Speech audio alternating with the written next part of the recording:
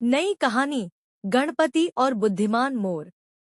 कभी कभी लोग गणेश भक्ति सिर्फ पूजा पाठ या खूबसूरत मूर्ति तक सीमित समझ लेते हैं, लेकिन गणेश जी बुद्धि, धैर्य और सबका सम्मान सिखाते हैं।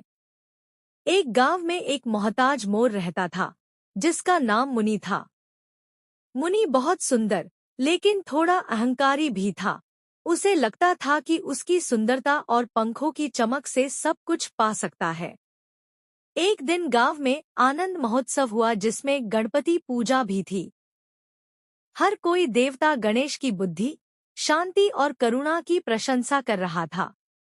मुनि भी वहां आया, लेकिन उसने सोचा, गणेश जी मुझे इस गांव के सबसे बुद्धिमान पखेरु से बड़ा क्यों नहीं मानते? मैं तो अत्यंत सुंदर हूं। तभी वहां एक बड़ा सवाल आया, किसी काम को सबसे बुद्धिमानी से कैसे किया जा सकता है? सब लोग अलग अलग जवाब देने लगे।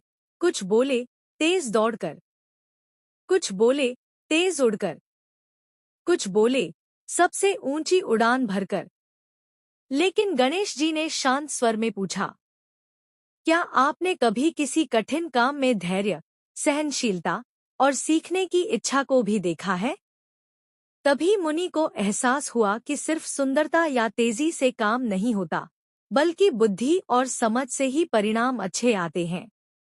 वह शांत होकर सोचने लगा और अंत में बोला, सबसे बुद्धिमान वह है जो कठिन काम में शांत मस्तिष्क, संयम और सीखने की इच्छा रखता है। गणेश जी मुस्कुराए और बोले, बुद्धि सिर्फ ज्ञान नहीं है, बल्कि उसे सही दिशा में इस्तेमाल करना भी बुद्धि है। सीख, सुंदरता, शक्ति या तेजी से कोई काम सिद्ध नहीं होता। असली बुद्धिमानी धैर्य, अनुभव और सही सोच से आती है।